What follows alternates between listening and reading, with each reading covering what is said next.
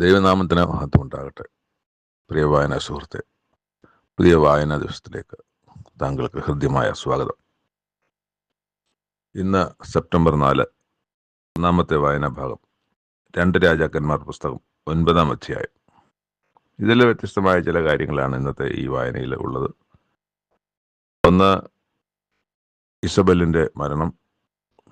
2, യേഹു എന്ന പടനായകനെ ഇസ്രായേലിലെ രാജാവായിട്ട് അഭിഷേകം ചെയ്യുന്നു. പ്രധാന 2 സംഗതികളാണ്. അതിൻ്റെ ആദ്യം കാണുന്ന എലീശ പ്രവാചകൻ തൻ്റെ ശിഷ്യന്മാരിൽ ഒരാളെ വിളിച്ചിട്ട് പറയുകയാണ്, നീ അരകെട്ടി തൈലപാത്രം എടുത്ത് നേരെ പോയി അവിടെ യേഹു എവിടെ ഇരിക്കുന്ന അന്വേഷിച്ചിട്ട്, യേഹു എന്ന് പറഞ്ഞ പടനായകന്മാരിൽ ഒരാളാണ്, യേഹുവിനെ വിളിച്ചു എന്നിട്ട് അവൻ്റെ സഹോദരന്മാരുടെ നടുവിൽ നിന്ന് അവനെ എഴുന്നേപ്പിച്ച് അകത്ത മുറിയിലേക്ക് കൊണ്ടുപോകണം. എന്നിട്ട് തൈലപാത്രം ഒഴിച്ചിട്ട് അവനോട് മാത്രമായിട്ട് പറയണം, ഞാൻ നിന്നെ ഇസ്രായേൽ രാജാവായി അഭിഷേകം ചെയ്തിരിക്കുന്നുവെന്ന് യഹോവ അരുളി ചെയ്യുന്നു എന്ന് പറഞ്ഞിട്ട് വാതിൽ തുറന്ന് പെട്ടെന്ന് ഇങ്ങ് പോരണം. അങ്ങനെ തന്നെ ഈ യൗവനക്കാരനായ പ്രവാചകൻ അവിടെ ചെല്ലുകയും യേഹുവിനെ അന്വേഷിക്കുകയും യേഹുവിനെ കണ്ടെത്തുകയും ചെയ്യുന്നു. എന്നിട്ട് യേഹുവിനെ മാത്രമായിട്ട് മുറിക്കകത്തേക്ക് വിളിച്ചുകൊണ്ടുപോയി തൈലപാത്രം തലയിൽ ഒഴിച്ചിട്ട് അവനോട് പറഞ്ഞു, ഇസ്രായേലിൻ്റെ ദൈവമായ യഹോവ ഇപ്രകാരം അരുളി ചെയ്യുന്നു, ഞാൻ നിന്നെ യഹോവയുടെ ജനമായ ഇസ്രായേലിൻ്റെ രാജാവായിട്ട് അഭിഷേകം ചെയ്തിരിക്കുന്നു. എൻ്റെ ദാസന്മാരായ പ്രവാചകന്മാരുടെ രക്തത്തിനും യഹോവയുടെ സകല ദാസന്മാരുടെയും രക്തത്തിനും ഇസബലിനോട് ഞാൻ പ്രതികാരം ചെയ്യേണ്ടതിനും നിന്റെ യജമാനായ ആഹാബിൻ്റെ ഗൃഹത്തെ സംഹരിച്ച് കളയണം. ആഹാബ് ഗൃഹം അശേഷം മുടിഞ്ഞു പോകണം. ഇസ്രായേലിൽ ആഹാബിനുള്ള സ്വതന്ത്രനും അസ്വതന്ത്രനുമായ പുരുഷ പ്രജയൊക്കെ ഞാൻ ഛേദിച്ച് കളയും. അത് നീ ചെയ്യണം. ഞാൻ ആഹാബ് ഗൃഹത്തെ നെബോത്തിൻ്റെ മകനായ യൊരോബാമിൻ്റെ ഗൃഹത്തെ പോലെയും അഹിയാബിൻ്റെ മകനായ ബയഷയുടെ ഗൃഹത്തെ പോലെയും ആക്കും. ഈ ഇസബലിനെ ഇസ്രായേൽ പ്രദേശത്ത് വെച്ച് നായ്ക്കൾ തിന്നുകളയും. അവളെ അടക്കം ചെയ്യുവാൻ ആരും ഉണ്ടാകുകയില്ല. അപ്പോൾ ഇത് ആണ് ഇവിടെ സംഭവിക്കുന്നത്. എന്നിട്ട് വാതിൽ തുറന്നിട്ട് ഓടിപ്പോക്കളഞ്ഞു. ഇത്രയും കാര്യം പറഞ്ഞിട്ട് ഓടിപ്പോക്കളഞ്ഞു. പിന്നെ ഞാൻ വാതിൽ തുറന്ന് പെട്ടെന്ന് ഇങ്ങ് ഓടി, ആരും പിന്നെ നിൽക്കാതെ ആരോടും സംസാരിക്കാതെ ഓടി ഇങ്ങ് പോയി. അപ്പോൾ ഇത് യേഹു കൂടെയുള്ള പടയാളികളുടെ ഒക്കെ അടുത്ത് വന്നപ്പോഴത്തേക്ക് അവർ ചോദിച്ചു, എന്താണ് വിശേഷം, അയാൾ എന്താ വന്നിട്ട് പറഞ്ഞിട്ട് പോയെന്നൊക്കെ ചോദിക്കുന്നുണ്ട്. അപ്പോൾ ആദ്യമൊന്നും പറഞ്ഞു കാണില്ലായിരിക്കും, പക്ഷേ പിന്നെ പറഞ്ഞു, നിങ്ങൾ ആ പുരുഷനെ അവൻ പറഞ്ഞ കാര്യത്തെ അറിയുന്നുവല്ലോ എന്ന് പറഞ്ഞു കഴിഞ്ഞു ആദ്യം തോന്നുന്നു. അതുപോരാ, നീ തന്നെ ഞങ്ങളോട് പറയണമെന്ന് പറഞ്ഞു. അപ്പോൾ ഈ പറഞ്ഞ വിവരം പറഞ്ഞു, ഇസ്രായേലിനെ ഞാൻ എൻ്റെ രാജാവായിട്ട് അഭിഷേകം ചെയ്തിരിക്കുന്നു, യഹോവ അരുളി ചെയ്യുന്നു എന്നാണ് അയാൾ വന്ന് പറഞ്ഞത്. പിന്നെ ഇന്നിൻ്റെ കാര്യങ്ങളും കൂടെ പറഞ്ഞു എന്ന് പറഞ്ഞു. അപ്പോഴത്തേക്ക് ആ കൂടെ ഉണ്ടായിരുന്നത് കേട്ട ആളുകളെല്ലാവരും, അതായത് ഈ പടയാളികളെല്ലാവരും കൂടെ യേഹു രാജാവായി എന്നും പറഞ്ഞ് അതിനെ ഘോഷിക്കുകയും, എന്നിട്ട് ഈ യഹോശാഫാത്ത് യോരാമിന് വിരോധമായി കൂട്ടുകെട്ടുണ്ടാക്കി എന്നാണ് നമ്മൾ വായിക്കുന്നത്. യോരാമിന് വിരോധമായി കൂട്ടുകെട്ടുണ്ടാക്കി. യോരാമും എല്ലാ ഇസ്രായേലും അരാം രാജാവായ ഹസായേൽ നിമിത്തം ഗിലെയാദിലെ രാമത്തിനെ കാവലാക്കി സൂക്ഷിച്ചിരുന്നു. ഇതിൽ നമ്മളൊരു കാര്യം ശ്രദ്ധിക്കാനുള്ളത്, ഈ പറഞ്ഞ സംഭവം, അതായത് യേഹുവിനെ രാജാവാക്കണമെന്ന് പറയുന്നത് ഇത് ആദ്യമായിട്ട് ദൈവം പറയുന്ന കാര്യമല്ല. 1 രാജാക്കന്മാർ 19-ാം അധ്യായത്തിൽ ദൈവം ഏലിയ പ്രവാചകനോട് പറയുന്നതാണ്.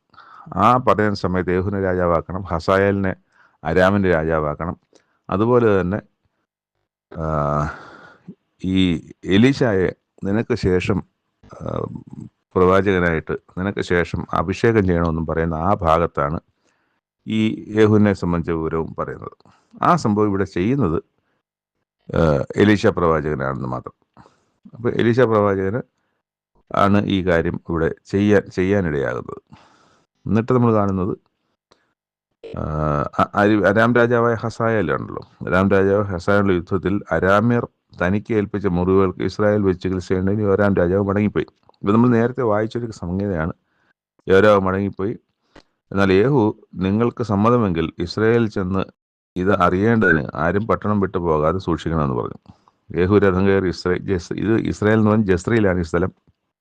ജസ്രയിൽ വെച്ച് ചികിത്സ ചെയ്യേണ്ടതിന് യോരാം രാജാവ് മടങ്ങിപ്പോയി. പിന്നെ ജസ്രയിലാണ് ഈ സ്ഥലം. യോരാം അവിടെ കിടക്കുകയായിരുന്നു. യോരാമിനെ കാണാൻ യഹൂദ രാജാവ് അഹസ്യാവും അവിടെ വന്നിരുന്നു. അപ്പോൾ ഈ അഹസ്യാവ് വന്ന വിവരം നമ്മൾ നേരത്തെ വായിച്ചു. അഹസ്യാവ് കാണാൻ വന്നു എന്നുള്ളത്. അപ്പോൾ അഹസ്യാവ് വന്നു ഇസ്രായേൽ രാജാവിനെ കാണാൻ.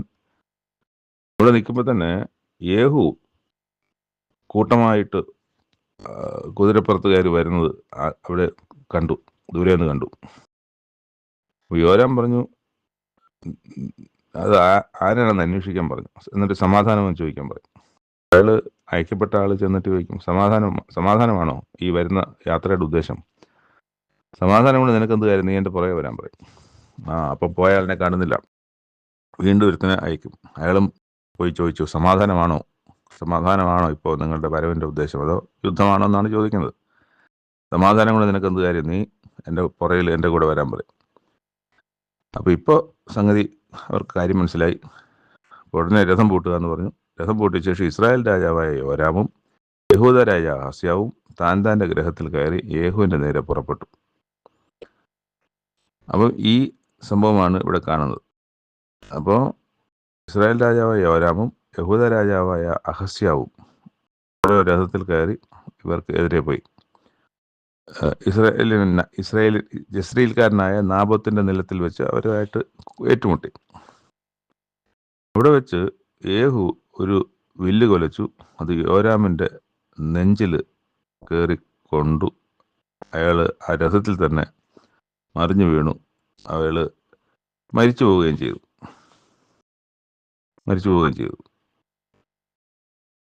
അത് കഴിഞ്ഞിട്ട് നമ്മൾ കാണുന്നത് മരളി ചെയ്ത ചില കാര്യങ്ങളൊക്കെ അവിടെ പറയപ്പെടുന്നുണ്ട്. അപ്പം അവനെടുത്ത് നിലത്തിൽ എറിഞ്ഞു കളയാൻ പറയും. ഈ നിലത്തിൽ എറിഞ്ഞു കളയാൻ പറയും. യഹൂദ രാജാവായ അഹസ്യാവ് ഇത് കണ്ടിട്ട് ഉദ്യാനഗൃഹത്തിന്റെ വഴിയായി ഓടിപ്പോയി. യേഹു അവനെ പിന്തുടർന്നു. യഹൂദ രാജാവിനെയും യേഹു പിന്തുടർന്നു. അവനെയും രഥത്തിൽ വെട്ടിക്കളവിനെന്ന് പറഞ്ഞു. അവർ റിബ്ലയാമിന് സമീപത്തുള്ള ഗൂർ കയറ്റത്തിൽ വെച്ച് യഹൂദ രാജാവിനെയും വെട്ടി. അവൻ മെഗത്തിലേക്ക് ഓടിച്ചെന്ന് അവിടെ ചെന്ന് മരിച്ചുപോയി. അവനും മരിച്ചു. അവൻ്റെ ഭൃത്യന്മാർ അവനെ രഥത്തിൽ വെച്ച് യെരുശലേമിലേക്ക്, മരിച്ചതിന് ശേഷം രഥത്തിൽ വെച്ച് യെരുശലേമിൽ ദാവീദ് രഥത്തെ കൊണ്ടുപോയി അടക്കം ചെയ്യുകയും ചെയ്തു. അത് കഴിഞ്ഞിട്ട് നമ്മൾ കാണുന്നത് ഈ യേഹു വീണ്ടും അവിടെ പോകുമ്പോൾ ആഹാബിൻ്റെ മകനായ യോരാമിൻ്റെ 11-ാം ആണ്ടിലായിരുന്നു അഹസ്യാവ് യഹൂദയിൽ രാജാവ്. യേഹു ഇസ്രായേൽ വന്നത് ഇസബേൽ കേട്ടിട്ട് തൻ്റെ കണ്ണിൽ മഷി എഴുതി തലചീകി മിനുക്കിക്കൊണ്ട് കിളിവാതിൽ കൂടെ നോക്കി. യേഹു പടിവാതിൽ കടന്നപ്പോൾ യജമാനെ കൊന്നവനായ സിമ്രിക്ക് സമാധാനമായെന്ന് അവള് യേഹുവിനോട് ചോദിക്കുകയാണ്. യേഹു ഇങ്ങനെ മുഖം ഉയർത്തിയിട്ട് ആ കിളിവാതിലിനെ നേരെ നോക്കിയിട്ട് പറഞ്ഞു, അവിടെ എൻ്റെ പക്ഷത്ത് ആരുള്ളൂ എന്ന് ചോദിക്കും. അപ്പം ചില ഷണ്ടന്മാരിങ്ങനെ പുറത്തേക്ക് നോക്കി അവളെ തള്ളി താഴെയിടാൻ പറയും. അവർ തള്ളി താഴെയിടുകയും ചെയ്യും. തറയ്ക്ക് തലകുത്തി വീണ് രക്തമൊക്കെ ചോരന്മേലും കുതിരകളിന്മേലും ഒക്കെ തെറിച്ചു. അപ്പോൾ അതാണ് അവിടെ സംഭവിച്ചത്. ഇത് നേരത്തെ പറഞ്ഞ കാര്യം ഇവിടെ സംഭവിക്കുകയാണ് എലീശാ പ്രവാചകനിലൂടെ. എലീശാ പ്രവാചകൻ പറയുന്നു, അതിപ്പം യേഹു അത് നടപ്പിലാക്കുകയും ചെയ്തു. എന്നിട്ട് പിന്നെ യേഹു അവിടെ നിന്ന് പോയി പിന്നെ പറഞ്ഞു, ആ ശപിക്കപ്പെട്ടവളെ ചെന്ന് നോക്കി അവളെ അടക്കം ചെയ്യാൻ പറയും. അവൾ രാജകുമാരിയല്ലോ എന്ന് പറയും. പക്ഷേ അവിടെ ചെല്ലുമ്പോഴത്തേക്ക് അവളുടെ തലയും കാലുകളും കൈപ്പത്തികളും മാത്രമേ ഉണ്ടായിരുന്നത്. ബാക്കിയൊക്കെ നായ കടിച്ചു തിന്നു എന്നാണ് കാണുന്നത്. ജസ്രീൽ പ്രദേശത്ത് വെച്ച് നായ്ക്കൾ ഇസബേലിൻ്റെ മാംസം തിന്നുകളയും. അത് ഇസബേൽ എന്ന് പറയാൻ കഴിയാത്തവണ്ണം ഇസബേലിൻ്റെ പിണം ഇസ്രായേൽ പ്രദേശത്ത് വയലിലെ ചാണകം പോലെ ആകും എന്നിങ്ങനെ യഹോവ തിഷ്ബിനായ ഏലിയാവ് മുഖാന്തരം അരുളി ചെയ്ത വചനം അന്ന് നിവൃത്തിയായി. ഇത് ദൈവം ഒരു കാര്യം പറഞ്ഞിരിക്കുന്നത് അത് നടക്കേണ്ട സമയത്ത് നടക്കും. പറഞ്ഞതെന്നാണ് ഏലിയാവ് പ്രവാചകനോട് പറഞ്ഞത്. നടന്നതെന്നാണ് എലീശയുടെ കാലത്താണ്. എലീശയാണോ ചെയ്തത്? എലീശ അല്ല ചെയ്തത്. അത് അന്ന് പറഞ്ഞതുപോലെ തന്നെ യേഹു മുഖാന്തരമാണ് അത് ചെയ്തത്. ഇന്ന് ആഹാബിൻ്റെ ഗ്രഹത്തെ സാരമായി നശിപ്പിക്കപ്പെട്ടിരിക്കുന്ന ഒരവസ്ഥയിലാണ്. നമ്മൾ താഴെ വായിക്കുന്നതിന് യേഹുവിന് 70 പുത്രന്മാരുണ്ടായിരുന്നതിന് 70 പുത്രന്മാരെയും കൊല്ലുന്നതും ഒക്കെ നമ്മൾ കാണുന്നുണ്ട്. അപ്പോൾ ഇത് അങ്ങനെ ആഹാബിൻ്റെ ഗ്രഹത്തെ തന്നെ പൂർണ്ണമായും ഇസബേലിനെയും എല്ലാം പൂർണ്ണമായും നശിപ്പിക്കുന്ന, അല്ലെങ്കിൽ പൂർണ്ണമായും കൊന്നുകളയുന്ന, ഭൂമിയിൽ പിന്നെ ശേഷിപ്പിക്കാതെ വണ്ണം ദൈവം പറഞ്ഞ കൽപ്പന അതിൻ്റെ സമയത്ത് നടത്തപ്പെടേണ്ട ആളുകളിലൂടെ നടത്തപ്പെട്ടു എന്നാണ്. ഇത് എല്ലാ കാര്യങ്ങളിലും ഇത് നമ്മൾ ശ്രദ്ധിക്കേണ്ട കാര്യങ്ങളാണ്. ഇന്നും ദൈവമുണ്ടോ എന്ന് ചോദിക്കുന്നവർ, ഇന്നും ദൈവത്തിൻ്റെ അത്ഭുതങ്ങളില്ലല്ലോ എന്ന് പറയുന്നവർ, ഇന്ന് രോഗസൗഖ്യം ദൈവം ചെയ്യുന്നില്ലല്ലോ എന്ന് പറയുന്നത്, അതൊക്കെ ശരിയാണ്. അതൊന്നും ഇന്ന് ദൈവം അത്ഭുതമൊന്നും കാണിക്കുന്നില്ല. രോഗസൗഖ്യം യേശുക്രിസ്തുവിൻ്റെ കാലത്ത് നടന്ന പോലുള്ള അത്ഭുത രോഗസൗഖ്യങ്ങൾ നടക്കുന്നില്ല. ഒക്കെയും ഇന്നത്തെ കാലത്ത് സംഭവിക്കുന്ന കാര്യം. പക്ഷേ ദൈവം ഈ പുസ്തകത്തിൽ എവിടെയെങ്കിലും പറഞ്ഞിട്ടുണ്ടെങ്കിൽ നടക്കുമെന്ന് പറഞ്ഞിട്ടുള്ള കാര്യങ്ങൾ ഇതുവരെയും ആയിരക്കണക്കിന് കാര്യങ്ങൾ നടന്നിട്ടുണ്ട്. ഇനിയും നടക്കും എന്ന് പറയുന്ന കാര്യങ്ങൾ അത് കൃത്യമായി അതിൻ്റെ സമയത്ത്, നമ്മുടെ സമയത്തല്ല, ആ ദൈവത്തിൻ്റെ സമയത്ത് അത് നടക്കും എന്നുള്ളതിനുള്ള മറ്റൊരു തെളിവും കൂടിയാണ് നമ്മൾ ഈ പുസ്തകത്തിൽ വായിക്കുന്ന ഈ സംഭവങ്ങൾ. രണ്ടാമത്തെ വായന വിലാപങ്ങൾ തുടരുന്നു, 5-ാം അധ്യായം. ഇത് 5-ാമത്തെ അധ്യായം അവസാനത്തെ അധ്യായം കൂടിയാണ്. അതിൽ ആദ്യം ഒരു പ്രാർത്ഥന രീതിയിലാണ് അത് തുടങ്ങുന്നത്. ആ അധ്യായം തന്നെ ഒരു പ്രാർത്ഥനയുടെ അന്തരീക്ഷം തന്നെയാണ്, ഒരു പ്രാർത്ഥനയാണ് അധ്യായം തന്നെ. തുടക്കം നമ്മൾ വായിക്കുന്ന, യഹോവേ ഞങ്ങൾക്ക് എന്തു ഭവിക്കുന്നുവെന്ന് ഓർക്കണമേ, ഞങ്ങൾക്ക് നേരിടുന്ന നിന്ന നോക്കണമേ. ഞങ്ങളുടെ അവകാശം അന്യന്മാർക്കും ഞങ്ങളുടെ വീടുകൾ അന്യജാതിക്കാർക്കുമായിരിപ്പോയിരിക്കുന്നു. ഞങ്ങൾ അനാഥന്മാരും അപ്പനില്ലാത്തവരുമായിരിക്കുന്നു. ഞങ്ങളുടെ അമ്മമാർ വിധവമാരായി തീർന്നിരിക്കുന്നു. ഞങ്ങളുടെ വെള്ളം ഞങ്ങൾ വിലയ്ക്ക് വാങ്ങി കുടിക്കുന്നു.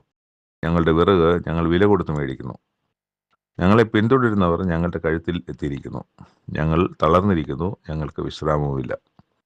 അപ്പം നിന്ന് തൃപ്തരാകേണ്ടതിൽ ഞങ്ങൾ മിസ്രയീമ്യർക്കും അശൂര്യർക്കും കീഴടങ്ങിയിരിക്കുന്നു. അപ്പോൾ ഇതൊരു വല്ലാത്ത അവസ്ഥയാണ്. ഒരു സ്വതന്ത്രമായി സർവ സൗഭാഗ്യങ്ങളും ഒക്കെ ഉണ്ടായിരുന്ന ഒരു ജനം ഇന്ന് അടിമയായും മറ്റുള്ളവരോട് ആശ്രയിച്ചും നിന്ദിതരായി ഈ വെള്ളം പോലും സ്വന്തമായി കുടിക്കാൻ, സ്വന്തം രാഷ്ട്രത്തെ ജലം സൗജന്യമായി കുടിക്കാൻ പോലും കഴിയാതെ വണ്ണം ആയിരിക്കുന്ന ഒരവസ്ഥയെക്കുറിച്ചാണ് പറയുന്നത്. ഞങ്ങളുടെ പിതാക്കന്മാർ പാപം ചെയ്തില്ലാതെയായിരിക്കുന്നു, അവരുടെ അകൃത്യങ്ങൾ ഞങ്ങൾ ചുമക്കുന്നു. ദാസന്മാർ ഞങ്ങളെ ഭരിക്കുന്നു, അവരുടെ കയ്യിൽ നിന്ന് ഞങ്ങളെ വിടുവിപ്പാൻ ആരുമില്ല. അതുകൊണ്ടാണ് ആദ്യം അങ്ങനെ ഒരു പ്രാർത്ഥന പ്രാർത്ഥിച്ചത്. ഇന്നിപ്പോൾ ആരും വിടുവിക്കാനില്ല, മനുഷ്യരാരും ഞങ്ങളെ വിടുവിക്കാനില്ല, പക്ഷെ ദൈവമേ അങ്ങ് മാത്രമേ ഞങ്ങളെ വിടുവിക്കാനുള്ളൂ.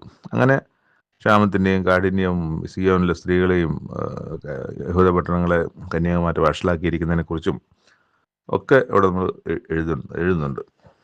അവിടെ പ്രഭുക്കന്മാരുടെ അവസ്ഥ, വൃദ്ധന്മാരുടെ മുഖം ആദരിച്ചില്ല, യൗവനക്കാരാണെങ്കിൽ തിരികലി ചുമക്കുന്നു, ബാലന്മാർ വിറകും ചുവടും കൊണ്ട്, അത് വല്ലവർക്കും വേണ്ടിയാണ് ചുമന്നുകൊണ്ട് വീഴുന്നു. വൃദ്ധന്മാരെ പട്ടണവാതിൽക്കലും യൗവനക്കാരെ സംഗീതത്തിനും കാണുന്നില്ല. ഇതൊക്കെ യഹൂദയിൽ യെരൂശലേം ഉണ്ടായിരുന്ന കാര്യങ്ങളാണ്. വൃദ്ധന്മാരൊക്കെ പട്ടണവാതിൽക്കൽ ഇങ്ങനെ ഇരിക്കും, അവർ സംസാരിച്ചും ഒക്കെ ഇരിക്കും. യൗവനക്കാർ സംഗീതം ചെയ്യുന്ന സംഗീതക്കാർ, നൃത്തം ചെയ്യുന്ന പെൺകുട്ടികൾ ഒക്കെ ഉണ്ടായിരുന്നു. അങ്ങനെ ഞങ്ങളുടെ സന്തോഷം, ഹൃദയ സന്തോഷം ഇല്ലാതെയായി, ഞങ്ങളുടെ നൃത്തം വിലാപമായി തീർന്നിരിക്കുന്നു. ഞങ്ങളുടെ തലയിലെ കിരീടം വീണുപോയി. ഞങ്ങൾ പാപം ചെയ്യുക കൊണ്ട് ഞങ്ങൾക്ക് അയ്യോ കഷ്ടം. ഇത് ദൈവത്തെ അകന്നു പോകുന്ന എല്ലാവർക്കും സംഭവിക്കുന്ന കാര്യമാണ്.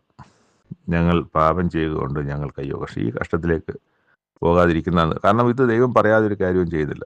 ദൈവം ഈ കാര്യങ്ങളൊക്കെ എന്താണ് സംഭവിക്കാൻ പോകുന്നത്, നിങ്ങളുടെ ദൈവത്തെ അന്വേഷിക്കാതെ ദൈവത്തെ വിട്ടു നടക്കുന്നത് കൊണ്ട്, നിങ്ങൾ പാപം ചെയ്യുക കൊണ്ട്, അനുസരണക്കേട് കാണിക്കുന്നത് എന്ത് സംഭവിക്കുമെന്ന്, നിങ്ങൾക്ക് എന്തൊക്കെ ശാപങ്ങളാണ് നിങ്ങളുടെ മേൽ വരുന്നത് എന്ന് ദൈവം നമ്മളോട് പറഞ്ഞിട്ടുണ്ട്. ഇവിടെ ആവർത്തന പുസ്തകം 28-ാം അധ്യായത്തിൽ അനുഗ്രഹങ്ങളുടെയും ശാപങ്ങളുടെയും ഒരു പട്ടിക തന്നെ ഉണ്ട്. അനുഗ്രഹങ്ങൾക്ക് 15 വാക്കാണെങ്കിൽ ഏകദേശം 50ഓളം വാക്യങ്ങൾ പറഞ്ഞിരിക്കുന്നത് ശാപത്തെക്കുറിച്ചാണ്. എന്തുകൊണ്ടാണ് അനുഗ്രഹത്തെക്കാളും കൂടുതലും ശാപം പറഞ്ഞിരിക്കുന്നത്? യാതൊരു കാരണവശാലും നമ്മളാരും പാപം ചെയ്യാതിരിക്കാനും ദൈവത്തെ വിട്ട് മാറിപ്പോകാതിരിക്കാനും ആ ശാപങ്ങളിൽ നമ്മളായിപ്പോകാതിരിക്കാനുമാണ് കൂടുതൽ വാക്യങ്ങൾ, അതിൻ്റെ 3 ഇരട്ടി, അനുഗ്രഹങ്ങളെക്കാൾ 3 ഇരട്ടി വാക്യങ്ങൾ ശാപങ്ങളായിട്ട് ആ അധ്യായത്തിൽ പറഞ്ഞിരിക്കുന്നത്. അതിൻ്റെ അവസാനത്തിലേക്ക് വരുമ്പോൾ, യഹോവേ അങ്ങ് ശാശ്വതനായും അങ്ങയുടെ സിംഹാസനം തലമുറയായിരിക്കുന്നു. അങ്ങ് സദാകാലം ഞങ്ങളെ മറക്കുന്നതും ദീർഘകാലം ഞങ്ങളെ ഉപേക്ഷിക്കുന്നതും എന്ത്? ഇത് ഈ പ്രവാസത്തിൻ്റെ തുടക്കകാലത്താണ് ഈ അവസാനത്തെ അധ്യായത്തിലേക്ക് വരുന്നതെന്ന് എനിക്ക് തോന്നുന്നില്ല. മറിച്ച് കുറേ നാളുകളായിട്ടുണ്ടാവും. പിതാക്കന്മാരുടെ അകൃത്യം ഇപ്പോൾ മക്കളായിരിക്കും, ചിലപ്പോൾ മക്കളുടെ കാലത്തായിരിക്കും ചിലപ്പോൾ ഇത് എഴുതിയിരിക്കുന്നത്. ഈ അവസാന അധ്യായം എല്ലാം ഒരേ സമയത്ത് ആയിരിക്കണമെന്നില്ല. എന്തായാലും ഇത് വായിക്കുന്നത് അങ്ങ് സദാകാലം ഞങ്ങൾ കുറേ ദീർഘകാലമായി എന്നുള്ളത് മനസ്സിലാക്കാം. ദീർഘകാലം ഞങ്ങൾ ഉപേക്ഷിക്കുന്നത് എന്ത്? യഹോവേ, ഞങ്ങൾ മടങ്ങി വരേണ്ടതിന് ഞങ്ങളെ നിങ്കലേക്ക് മടക്കി വരുത്തണം. അത് ദേശത്തിലേക്ക് ഞങ്ങൾ മടങ്ങി വരണമെന്നുണ്ടെങ്കിൽ ഞങ്ങൾ ആദ്യം അങ്ങയുടെ പക്കലേക്കാണ് മടങ്ങി വരേണ്ടത്. ദൈവത്തിൻ്റെ പക്കലേക്ക് മടങ്ങി വരുന്ന ഒരു ജനത്തിന് മാത്രമേ ദേശത്തേക്ക് മടങ്ങി വരാൻ ഒക്കുള്ളൂ എന്നുള്ള ബോധ്യത്തിലാണ് അത് പറയുന്നത്. ഞങ്ങൾ മടങ്ങി വരേണ്ടതിന് ഞങ്ങളെ നിങ്കലേക്ക് മടക്കി വരുത്തണം. ഇത് നമ്മുടെ കാര്യത്തിലും അത് തന്നെ. ആദ്യം ദൈവത്തെങ്കിലേക്കാണ് നമ്മുടെ ആവശ്യങ്ങൾ സമാധാനം ഒക്കെ നമുക്ക് ലഭിക്കണമെങ്കിൽ ആദ്യം ദൈവത്തെങ്കിലേക്കാണ്. ദൈവത്തിൽ നിന്ന് അകന്നു നിന്നിട്ട് നമ്മുടെ ഈ കാര്യങ്ങളെല്ലാം സാധിക്കണം എന്ന് വിചാരിച്ചാൽ നടക്കുന്ന കാര്യമല്ല. അത് ദൈവം അവസ്ഥ കണ്ടിട്ടല്ല, ദൈവം വ്യവസ്ഥയ്ക്ക് ഒത്താണ് ദൈവം പ്രവർത്തിക്കുന്നത്. ആ വ്യവസ്ഥ, നമ്മളും ദൈവമായിട്ടുള്ള വ്യവസ്ഥ ശരിയായാൽ മാത്രമേ നമ്മുടെ കാര്യം ശരിയാവുള്ളൂ. മടക്കി വരുത്തണമേ, ഞങ്ങൾക്ക് പണ്ടത്തെ പോലെ ഒരു നല്ല കാലം വരുത്തണമേ. അല്ല, നീ അങ്ങ് ഞങ്ങളെ അശേഷം തേയിച്ച് കളഞ്ഞിരിക്കുന്നുവോ, ഞങ്ങളോട് അതികഠിനമായി കോപിച്ചിരിക്കുന്നുവോ? ഞങ്ങളെ തേയിച്ച് കളയുക അതികഠിനമായി കോപിച്ചിരിക്കുവാണെങ്കിൽ കൂടി പറഞ്ഞ പ്രാർത്ഥനയാണ് 29-ാമത്തെ വാക്യത്തിൽ, ഞങ്ങൾക്ക് പണ്ടത്തെ പോലെ ഒരു നല്ല കാലം വരുത്തണമേ. ഇത് അവരുടെ എല്ലാവരുടെയും ആഗ്രഹമാണ്. യെരുശലേമിലേക്കും യഹൂദയിലേക്കും സ്വത്വരാജ്യത്തേക്ക് മടങ്ങി വരികയും അവിടെ ദൈവത്തിൻ്റെ ജനമായിട്ട് സ്വന്തം ദേശത്ത് പ്രതാപത്തോടെ ജീവിക്കണം എന്നുള്ളവരുടെ എല്ലാവരുടെ ആഗ്രഹമാണ്. അപ്പോൾ അടിമജീവിതം ഒരു സുഖകരമായ ജീവിതമല്ല. അപ്പം അത് അവർക്ക് അസഹനീയമായിട്ടുണ്ട്. ഇത് അവരുടെ തെറ്റുകൾ കൊണ്ടാണ്, അവരുടെ പിതാക്കന്മാരുടെ അകൃത്യം കൊണ്ടാണ് എന്ന് തിരിച്ചറിയുന്ന ആ തിരിച്ചറിവിൽ ദൈവത്തിൻ്റെ പക്കലേക്ക് മടങ്ങി വന്നാലേ രക്ഷയുള്ളൂ എന്ന് മനസ്സിലാക്കുന്ന, ദൈവത്തെങ്കിൽ മടങ്ങി വന്ന് തൻ്റെ ആ ദേശത്തേക്ക് മടങ്ങി പോകണമെന്ന് ആഗ്രഹിക്കുന്ന ഒരു ജനത്തിൻ്റെ പ്രാർത്ഥനകളും കൂടാണ് ഈ 5-ാം അധ്യായം നമ്മൾ കാണുന്നതും. വിലാപങ്ങളുടെ പുസ്തകം ഇവിടെ അവസാനിക്കുകയും ആണ്. 3-ാമത്തെ വായന ഭാഗം കൊരിന്ത്യർക്ക് എഴുതിയ 2-ാമത്തെ ലേഖനത്തിൻ്റെ 3-4 അധ്യായങ്ങൾ. ഇവിടെ തങ്ങളുടെ യോഗ്യതയെ സംബന്ധിച്ചുള്ള ഒരു ചോദ്യത്തിൻ്റെ അല്ലെങ്കിൽ അങ്ങനെ ഒരു വിഷയത്തിൻ്റെ ഉത്തരമെന്നോണം പറയുന്നതായിട്ട് നമുക്ക് മനസ്സിലാകുന്നതാണ് ഇതിൻ്റെ ആദ്യ ഭാഗങ്ങൾ. അപ്പം ഞങ്ങൾക്ക് ശ്ലാഘ്യപത്രം കാണിക്കേണ്ട ആവശ്യമില്ല, ഞങ്ങളുടെ പ്രശംസ എവിടെയും കാണിക്കേണ്ട ആവശ്യം ഇല്ല. കാരണം ഞങ്ങളുടെ പ്രശംസ എന്ന് പറയുന്നത് നിങ്ങൾ തന്നെയാണ്. ഞങ്ങൾക്ക് ലഭിക്കുന്ന സാക്ഷ്യപത്രം എന്ന് പറയുന്നത് നിങ്ങൾ തന്നെയാണ്. ഞങ്ങളുടെ പ്രവർത്തനത്താൽ ഉണ്ടായ, നിങ്ങൾക്ക് വിശ്വാസം പകർന്നു തന്ന, നിങ്ങൾ എല്ലാവരെയും വിശ്വാസത്തിലേക്ക് കൊണ്ടുവന്ന ഞങ്ങളുടെ സാക്ഷ്യപത്രം നിങ്ങളാണ്. ഞങ്ങൾ വേറൊരു സാക്ഷ്യപത്രത്തിൻ്റെ ആവശ്യമില്ല. അവൻ തന്നെ അതിൻ്റെ താഴെ പറയുകയാണ്, ഇവിടെ ഞങ്ങളുടെ ശുശ്രൂഷയാൽ ഉണ്ടായ ക്രിസ്തുവിൽ സാക്ഷ്യപത്രമായി നിങ്ങൾ വെളിപ്പെടുത്തുന്നുണ്ടല്ലോ, അത് മഷി കൊണ്ടല്ല, ജീവനുള്ള ദൈവത്തിൻ്റെ ആത്മാവിനല്ല അത്രേ, കൽപ്പലകയിലല്ല, ഹൃദയമെന്ന മാംസപ്പലകയിലത്രേ ഈ സാക്ഷ്യപത്രം എഴുതിയിരിക്കുന്നതാണ്. ഈ വിധം ഉറപ്പ് ഞങ്ങൾക്ക് ദൈവത്തോട് ക്രിസ്തുവിനാലുണ്ട്. അപ്പോൾ അതുകൊണ്ട് അത്തരം കാര്യങ്ങളെ സംബന്ധിച്ച് നമുക്ക് വേറെ ആരുടെയും, ദൈവവും ക്രിസ്തുവും അറിയുന്നുണ്ട്. ദൈവവും ക്രിസ്തുവും ഞങ്ങൾക്ക് ആവശ്യമായ ശ്ലാഘ്യപത്രമോ പുകഴ്ചയോ പ്രശംസയോ നന്മയോ അനുഗ്രഹമോ കരുണയോ ഒക്കെ കാണിച്ചാലും അത് ദൈവത്തിൻ്റെ പക്ഷത്തു നിന്നുള്ളതാണ്. അല്ലാതെ മനുഷ്യരിൽ ഒരുവൻ്റെയും ഞങ്ങളുടെ പ്രശംസ ആവശ്യമുള്ളതല്ല.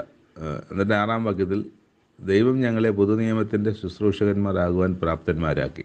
അക്ഷരത്തിൻ്റെ ശുശ്രൂഷകരല്ല, ആത്മാവിൻ്റെ ശുശ്രൂഷകരത്രേ. എന്നിട്ട് ഇവിടെ മോശയുടെ കാലത്തേക്ക് ഒന്ന് സംസാരിക്കുകയാണ് അതിൽ. എന്നാൽ കല്ലിൽ അക്ഷരമായി കൊത്തിയിരുന്ന മരണ ശുശ്രൂഷ ആണല്ലോ, പാപം ചെയ്താൽ മരിക്കും. അതാണല്ലോ കൽപ്പനകളുടെ, ലേവ്യ പുസ്തകത്തിലെയും ഒക്കെ പഴയ നിയമത്തിലെ കൽപ്പനകളുടെ സാരം. കല്ലിൽ അക്ഷരമായി കൊത്തിയിരുന്ന മരണ ശുശ്രൂഷ നീക്കം വരുന്നതായ മോശയുടെ മുഖദേശ നിമിത്തം. അപ്പോൾ മോശയുടെ മുഖത്ത് വന്ന തേജസ് കുറച്ച് കഴിയുമ്പോൾ മാറിപ്പോയതാണ്.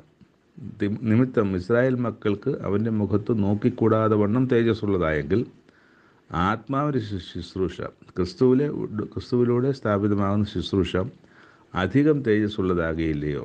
ശിക്ഷാവിധിയുടെ ശുശ്രൂഷ തേജസ്സാകുന്നുവെങ്കിൽ നീതിയുടെ ശുശ്രൂഷ തേജസ്സേറിയതായിരിക്കും. അപ്പോൾ മോശയിലൂടെ സ്ഥാപിതമായ ശുശ്രൂഷ അത് ശിക്ഷാവിധിയുടെ ശുശ്രൂഷയാണെങ്കിൽ, ഇന്ന് യേശുക്രിസ്തുവിലൂടെ സ്ഥാപിതമായത് നീതിയുടെ അല്ലെങ്കിൽ നീതീകരണത്തിൻ്റെ, ശിക്ഷാവിധിയിൽ നിന്ന് രക്ഷാവിധിയിലേക്ക് വരുന്ന ശുശ്രൂഷ അതിനേക്കാൾ തേജസ്സേറിയതായിരിക്കും എന്ന് പറയുകയാണ്.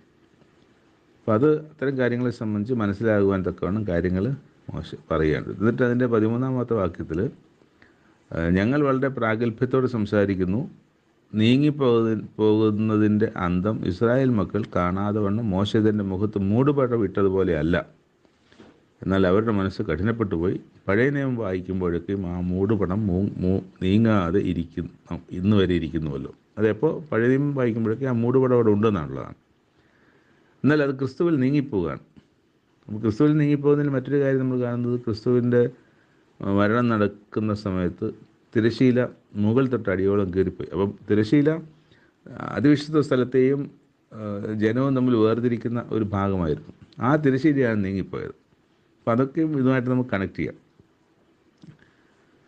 കർത്താവിൻ്റെ ആത്മാവുള്ളിടത്ത് സ്വാതന്ത്ര്യമുണ്ട്, എന്നാൽ മൂടുപടം നീങ്ങിയ മുഖത്ത് കർത്താവിൻ്റെ തേജസ്സിനെ കണ്ണാടി പോലെ പ്രതിബിംബമാക്കുന്നവരായി നാം എല്ലാവരും ആത്മാവാകുന്ന കർത്താവിൻ്റെ ദാനമായി തേജസ്സിൽ തേജസ് പ്രാപിച്ച് അതേ പ്രതിമയായി രൂപാന്തരപ്പെടുന്നു. അപ്പോൾ യേശുക്രിസ്തു എന്ന ദൈവത്തിൻ്റെ പ്രതിമയായി നമ്മളും രൂപാന്തരപ്പെടുന്നതിനെക്കുറിച്ചാണ് പറയുന്നത്. അപ്പോൾ ആ ജനത്തിന് അത് മനസ്സിലാകാൻ തക്കവണ്ണം കൊരിന്ത്യ സഭയിൽ വന്നു ചേരുന്ന ദുരുപദേശങ്ങളുടെയൊക്കെയും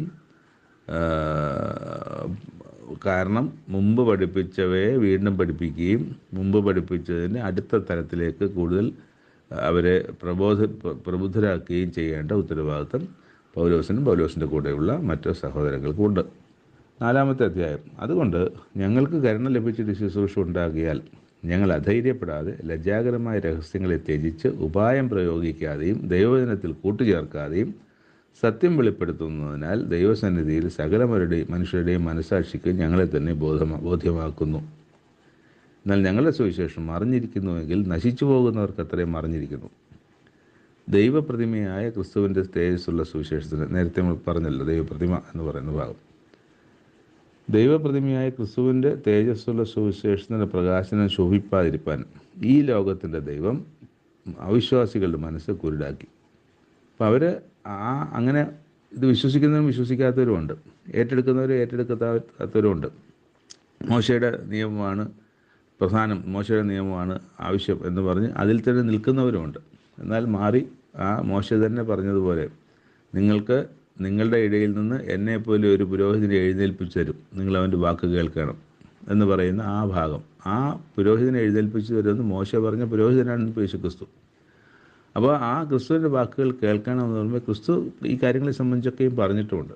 പക്ഷേ അത് കേൾക്കാൻ ഈ ക്രിസ്തുവാണ് കാത്തിരുന്ന മശിഹ എന്ന് വിശ്വസിക്കാൻ ഇസ്രായേൽ ജനത്തിന്, യഹൂദ ജനത്തിന് മനസ്സില്ലാതിരുന്നത് കൊണ്ട് അത് അവർക്ക് വേണ്ടതായ രീതിയിൽ ഗുണം ചെയ്തില്ല. ഇന്ന് കൊരിന്ത്യ സഭയിലും ഇതെല്ലാം പുതിയ വിശ്വാസികളാണ്. അവരിലേക്കും ഈ യഹൂദന്മാർ വന്ന് അവരെ വഴിതെറ്റിക്കാൻ തക്കവണ്ണം ഈ അഗ്രകർമ്മം മാറ്റുന്നതിനെ സംബന്ധിച്ചുള്ള കാര്യങ്ങളെ സംബന്ധിച്ച് ഒക്കെ അവരെ പഠിപ്പിക്കുകയാണ്. അത് ആവശ്യമായ കാര്യമാണ് എന്ന് പറഞ്ഞ് അവരെ വഴിതെറ്റിക്കുന്നു. അതുകൊണ്ടാണ് ഇത്തരം കാര്യങ്ങളൊക്കെ അവിടെ പറയേണ്ടി വരുന്നത്. അപ്പം നിങ്ങൾക്ക് സൗജന്യമായി ലഭിച്ച ഈ ഒരു കാര്യത്തെ നിങ്ങൾ അതേ ഗൗരവത്തിൽ കാണുക. ഞങ്ങൾ പഠിപ്പിച്ചതിന് വിപരീതമായി ആരെങ്കിലും വന്ന് പറഞ്ഞാൽ അത് നിങ്ങൾ കേൾക്കാതിരിക്കുക. ഇതൊക്കെയാണ് ഇവിടെ പറയുന്നത്. ഇവിടെ എന്നിട്ട് പറയുക 7-ാമത്തെ വാക്ക്, ഈ അത്യന്ത ശക്തി ഞങ്ങളുടെ സ്വന്തമെന്നല്ല, ദൈവത്തിൻ്റെ ദാനമിത്ര എന്ന് വരേണ്ടതിന് ഈ നിക്ഷേപം ഞങ്ങൾക്ക് മൺപാത്രങ്ങളിലാകുന്നുള്ളൂ. മൺപാത്രം എന്ന് പറഞ്ഞാൽ ശരീരത്തിൽ ആകുന്നു ഉള്ളത്, മനുഷ്യരിലാണ് ഉള്ളത്. അപ്പോൾ ഇത് ഞങ്ങൾ സകല വിധത്തിലും കഷ്ടം സഹിക്കുന്നവരെങ്കിലും ഇടുങ്ങിയിരിക്കുന്നില്ല, ബുദ്ധിമുട്ടുന്നവരെങ്കിലും നിരാശപ്പെടുന്നില്ല, ഉപദ്രവം അനുഭവിക്കുന്നവരെങ്കിലും ഉപേക്ഷിക്കപ്പെടുന്നില്ല, വീണ് കിടക്കുന്നവരെങ്കിലും നശിച്ചു പോകുന്നില്ല. യേശുവിൻ്റെ ജീവൻ ഞങ്ങളുടെ ശരീരത്തിൽ വെളിപ്പെടേണ്ടതിന് യേശുവിൻ്റെ മരണം ശരീരത്തിൽ എപ്പോഴും വഹിക്കുന്നു. ഇതൊക്കെ ഒരു വലിയ ആശയങ്ങളാണ്. യേശുവിൻ്റെ മരണം ഞങ്ങളുടെ ശരീരത്തിൽ എപ്പോഴും വഹിക്കുന്നു എന്ന് പറയുന്നു. ഞങ്ങളുടെ മർത്യ ശരീരത്തിൽ യേശുവിൻ്റെ ജീവൻ വെളിപ്പെടേണ്ടതിന് ജീവിച്ചിരിക്കുന്ന ഞങ്ങൾ എല്ലായ്പ്പോഴും യേശു നിമിത്തം മരണത്തിൽ ഏൽപ്പിക്കപ്പെടുന്നു. അങ്ങനെ ഞങ്ങളിൽ മരണവും നിങ്ങളിൽ ജീവനും വ്യാപരിക്കുന്നു. അപ്പോൾ നിങ്ങൾക്ക് വേണ്ടിയാണ് ഞങ്ങളുടെ ശുശ്രൂഷ എന്നുള്ളതാണ് അവിടെ ഉറപ്പിച്ച് പറയാൻ വേണ്ടി പൗലോസ് അപ്പോസ്തലൻ ശ്രമിക്കുന്നത്. ഞങ്ങളുടെ സുവിശേഷം നിങ്ങൾക്ക് വേണ്ടിയാണ്, ശുശ്രൂഷ നിങ്ങൾക്ക് വേണ്ടിയാണ്. നിങ്ങളെ വീണ്ടെടുത്തതും നിങ്ങൾക്ക് പഠിപ്പിച്ചതും ഒക്കെ ഞങ്ങളാണ്. അതായത് ഞങ്ങൾക്ക് ശ്ലാഘ്യപത്രം ലഭിക്കാതെ ഞങ്ങൾക്ക് പ്രശംസ ലഭിക്കാനൊക്കെ ഒന്നുമല്ല. ഞങ്ങളുടെ പ്രശംസ നിങ്ങൾ തന്നെയാണ്, മറ്റൊരു പ്രശംസ ഞങ്ങൾക്ക് ആവശ്യമില്ല. എന്നാണ് പറയുന്നത്. കർത്താവ് യേശു ക്രിസ്തു എന്നിട്ട് അവിടുത്തെ പ്രധാനപ്പെട്ട കാര്യം പറയുന്നത്, കർത്താവായ യേശുവിനെ ഉയർപ്പിച്ചവൻ ഞങ്ങളെയും യേശുവിനോട് കൂടെ ഉയർപ്പിച്ച് നിങ്ങളോട് കൂടെ തിരുസന്നിധിയിൽ നിർത്തും. അപ്പോൾ യേശു ക്രിസ്തുവിനെ ഉയർപ്പിച്ച ദൈവം നിങ്ങളെയും ഞങ്ങളെയും ഉയർപ്പിച്ച് തിരുസന്നിധിയിൽ നിർത്തുമെന്നാണ് എന്ന് ഞങ്ങൾ അറിയുന്നു. അതാണ് അതിൻ്റെ അവസാനം വായിക്കുന്നത്. അതുകൊണ്ട് ഞങ്ങൾ അധൈര്യപ്പെടാതെ, ഞങ്ങളുടെ പുറമേയുള്ള മനുഷ്യൻ ക്ഷയിച്ചു പോകുന്നു എങ്കിലും, അപ്പം പുറമേയുള്ള മനുഷ്യൻ ക്ഷയിച്ചു പോകും, നമ്മൾ ഈ കാണുന്ന മനുഷ്യനെല്ലാം ക്ഷയിച്ചു പോകും, ശരീരം മരിക്കുന്ന സമയത്തെല്ലാം പോകും. എന്നാൽ അകമേയുള്ളവൻ നാൾക്കുനാൾ പുതുക്കം പ്രാപിക്കുന്നു. പുറമേയുള്ള മനുഷ്യൻ മരിച്ചു പോകും, പക്ഷെ അകമയുള്ള മനുഷ്യനെ നമുക്ക് നാൾക്കുനാൾ പുതുക്കം പ്രാപിച്ച് വളർത്തിക്കൊണ്ടുവരാൻ കഴിയും. എന്നിട്ട് കാര്യം പറയാണ്, നൊടി നേരത്തേക്കുള്ള ഞങ്ങളുടെ ലഘുവായി. അപ്പോൾ കഷ്ടം അനുഭവിച്ച് ആണ് മുന്നോട്ട് പോകുന്നത്. എല്ലാം ഈസി ആയിട്ടല്ല ഈ പ്രവർത്തനങ്ങളൊക്കെ നടക്കുന്നത്. പൗലോസ് അപ്പോസ്തലൻ ഒരിടത്ത് പറയുന്നുണ്ട്, തനിക്ക് ഏർപ്പെട്ട അല്ലെങ്കിൽ തനിക്ക് വന്നു ചേർന്ന കഷ്ടങ്ങളെക്കുറിച്ച് ഒരു ലിസ്റ്റ് പറയുന്നുണ്ട്. ആ കഷ്ടത്തിൽ ഒരു കഷ്ടം പോലും നമ്മളെ കൊണ്ട് താങ്ങാനൊക്കത്തില്ല. പക്ഷേ അങ്ങനെ ആ കഷ്ടമൊക്കെ സഹിച്ചാണ് മുന്നോട്ട് പോകുന്നത്. അതുകൊണ്ട് ഇവിടെ ഞങ്ങൾക്ക് ഉള്ള നൊടി നേരത്തെയുള്ള കഷ്ടം ലഘുവായ കഷ്ടമെന്നാണ് ഇവിടെ എഴുതിയിരിക്കുന്നത്. അത്യന്തം അനവധിയായ തേജസ്സിൻ്റെ നിത്യഘനം ഞങ്ങൾക്ക് കിട്ടുവാൻ ഹേതുവാകുന്നു. അപ്പോൾ അതിനെക്കുറിച്ച് ആലോചിച്ചപ്പോൾ യാതൊരു സംശയവുമില്ല. വരുവാനിരിക്കുന്ന ക്രിസ്തു വരുമ്പോൾ ലഭിക്കാനിരിക്കുന്ന ആ തേജസ്സിൻ്റെ കിരീടത്തെ സംബന്ധിച്ച്, ആ നന്മയെ സംബന്ധിച്ച്, ആ അനുഗ്രഹത്തെ സംബന്ധിച്ച് പൗലോസ് അപ്പോസ്തലന് അത് എന്നേക്കുമുള്ളതാണ്, നിത്യമായ ഘനമാണ്. ആ നിത്യമായ ഘനം ഓർക്കുമ്പോൾ ആണ് പറയുന്നത്, ലഘുവായ കഷ്ടം അത്യന്തം അനവധിയായ തേജസ്സിന് നിത്യഘനം ഞങ്ങൾ കിട്ടുവാൻ ഹേതുവാകുന്നു. ഞങ്ങൾ കാണുന്നതിനെ അല്ല നോക്കിക്കൊണ്ടിരിക്കുന്നത്, കാണാത്തതിനെയാണ്, ഇതുവരെയും കാണപ്പെട്ടതായിട്ടില്ലാത്ത, ഇതുവരെയും ആരും കാണാത്ത അതിനെയാണ് ഞങ്ങൾ നോക്കിക്കൊണ്ടിരിക്കുന്നത്. അപ്പോൾ ഇന്ന് ഞങ്ങൾ കണ്ടുകൊണ്ടിരിക്കുന്ന പല കാര്യങ്ങളുണ്ട്. അതൊന്നുമല്ല ഞങ്ങളുടെ പ്രതീക്ഷ, ഞങ്ങളുടെ പ്രത്യാശ.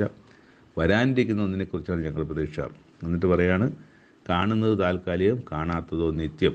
അപ്പോൾ കാണാത്തതിനെ, അതെന്താണെന്ന് പറഞ്ഞാൽ യേശുക്രിസ്തുവിന് പ്രാപിച്ചതും ഇതുവരെ മറ്റാർക്കും പ്രാപിക്കാത്തതുമായ ആ കാര്യമാണ് ഇവിടെ പറയുന്നത്. അപ്പോൾ അത് പ്രാപിച്ച് ദൈവരാജ്യത്തിൽ എന്നേക്കും, അതാണ് നിത്യം എന്നെഴുതിയിരിക്കുന്നത്. കാണാത്തതോ നിത്യം, എന്നേക്കും ദൈവത്തോടും യേശുക്രിസ്തുവിനോടും കൂടെ ചേർന്ന് വസിച്ചു പോകുന്ന ആ നല്ല നാളുകളെ സംബന്ധിച്ചാണ് ഇവിടെ പറയുന്നത്. അത് നമ്മൾ 1 കൊരിന്ത്യർ 15-ാം അധ്യായത്തിൻ്റെ 20 മുതൽ 28 വരെയുള്ള വാക്യത്തിൽ അതിൻ്റെ അവസാനം എത്തുമ്പോഴത്തേക്ക് ഇതിനെക്കുറിച്ച് നമ്മൾ കാണാം. ഈ എന്നേക്കും വസിക്കുന്നതിൻ്റെ അവസാനത്തെ വാക്യത്തിൽ 27-28 നമുക്കത് കാണാൻ പറ്റും. 1 കൊരിന്ത്യർ 15-ൻ്റെ 27-28. അപ്പോൾ എന്നേക്കുമുള്ള ആ നിത്യ ജീവൻ പ്രാപിച്ച് ദൈവരാജ്യത്തിൽ നമ്മൾ വസിക്കുന്ന ആ എന്നേക്കുമുള്ള കാഴ്ചയാണ് അവിടെയും ഇവിടെയും നമ്മൾ കാണുന്നത്. ഇത് വിശ്വാസത്തിൻ്റെ കാഴ്ചയാണ്. മറിച്ച് നമുക്ക് ഒരു തരത്തിലും സാധാരണ ബുദ്ധിയിലോ യുക്തിയിലോ അല്ലെങ്കിൽ പഠിച്ച പുസ്തകത്തിൻ്റെ താളുകളിലോ പരിണാമത്തിൻ്റെ സിദ്ധാന്തത്തിൻ്റെ അടിസ്ഥാനത്തിലോ അല്ലെങ്കിൽ ഏതെങ്കിലും സയൻസോ ഒന്നും ഇവിടെ ആപ്ലിക്കബിൾ ആകാത്ത ഒരു മേഖലയാണ് ഈ ഉയർത്തെഴുന്നേൽക്കുക, നിത്യജീവൻ പ്രാപിക്കുക, ദൈവരാജ്യം സ്ഥാപിക്കപ്പെടുക, അവിടെ ദൈവത്തോടും യേശുക്രിസ്തുവിനോടും കൂടെ വസിക്കുക എന്നൊന്നും ലോകത്തിൻ്റെ ഒരു പുസ്തകത്തിലും ഉള്ള കാര്യമല്ല. ഏത് മതത്തിൻ്റെ പുസ്തകത്തിലും ഇല്ലാത്ത, വേർതിരിക്കപ്പെട്ടിരിക്കുന്ന ഒരു കാര്യമാണിത്. ഈ കാര്യത്തെ, അത് നമ്മുടെ വിശ്വാസം മാത്രമേ ഉള്ളൂ ഇതിനകത്ത് യാതൊരു ലോജിക്കും ഇല്ല. അത് പ്രത്യേകം ഓർക്കണം. ഏതെങ്കിലുമായിട്ട് നമ്മുടെ യുക്തി കൊണ്ടോ ബുദ്ധി കൊണ്ടോ അല്ലെങ്കിൽ സയൻസിൻ്റെ കാര്യങ്ങൾ കൊണ്ടോ ഒന്നും ഇതിനെ നമുക്ക് അളന്നെടുക്കാനൊക്കത്തില്ല. ഇത് അതിനുപരിയായ, അതിന് മേലെയുള്ള ഒരു കാര്യമാണ്. അത് അങ്ങനെ തന്നെ വിശ്വസിക്കുന്നവർക്കാണ് അത് ലഭിക്കുന്നത് എന്ന് മാത്രം. Thank you. പുതിയ ദിവസത്തെ വായനാഭാവമൊക്കെയും ഗുണകരമായി എന്ന് വിചാരിക്കുന്നു. മുമ്പ് പറഞ്ഞതുപോലെ തന്നെ ഇതിനോട് ചേർത്ത് വച്ചിരിക്കുന്ന ടെലിഫോൺ നമ്പർ താങ്കൾക്ക് ഉപയോഗിക്കാവുന്നതാണ്. വിളിച്ച് സംസാരിക്കുകയും സംശയങ്ങൾ ദൂരീകരിക്കുകയും അല്ലെങ്കിൽ അതിനെക്കുറിച്ചൊക്കെ ചർച്ച ചെയ്യുകയും ആ ചർച്ച ബൈബിളിൻ്റെ കൂടുതൽ തെളിമയിലേക്ക് നമുക്ക് പോകാനിടയാക്കുകയും ചെയ്യും. ദൈവം അനുഗ്രഹിക്കട്ടെ.